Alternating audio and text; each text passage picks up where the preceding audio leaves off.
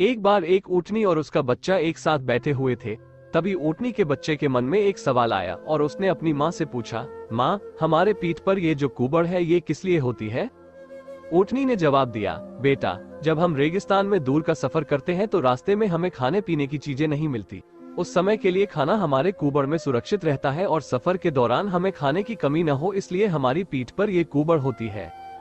माँ का जवाब सुनकर बच्चा कुछ देर शांत रहा, लेकिन अभी कोई और सवाल उसके मन में हिलोरे मार रहा था। उसके बाद वो फिर से बोला, माँ, हमारे पैर इतने चौड़े क्यों होते हैं? वो इसलिए बेटा कि रेगिस्तान में चलते समय हमारे पैर रेत में फंसे नहीं और हम आसानी से आगे बढ़ते रहें। इस तरह फिर से जवाब सुनकर बेटा कुछ देर शांत रहा और फिर बोला, माँ, हमारी बरौनी के बाल इतने मोटे और ज्यादा क्यों हैं? बेटा, वो इसलिए कि रेत के कण उड़कर हमारी आंखों में न पड़े और हमारी आंखें सुरक्षित रहें। अब बेटा सोच में पड़ गया, फिर थोड़ा उदास होते हुए बोला, माँ, अगर ये सब रेगिस्तान के लिए है तो हम इस चिड़ियाघर में क्या कर रहे हैं? इस बात का उस ऊँटनी के पास कोई जवाब ही नहीं था, क्योंकि उसके जीवन पर उसका नियंत्रण नहीं था। वो इंसान के द्वारा बनाए गए चिड़ियाघर में रह रही थी। ये उसकी इच्छा नहीं थी, ये तो उसकी मजबूरी थी, क्योंकि उसके पास इंसान जैसा दिमाग नहीं होता।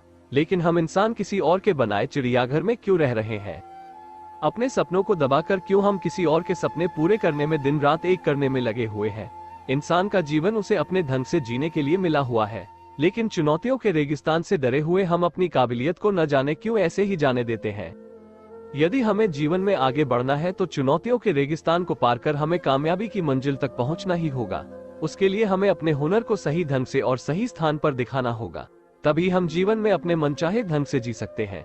अन्यथा हमारी सारी जिंदगी दूसरों के यहाँ नौकरी करते ही बीतेगी, या यूं कहें कि आप किसी और के सपने पूरे करने में ही लगे रहेंगे।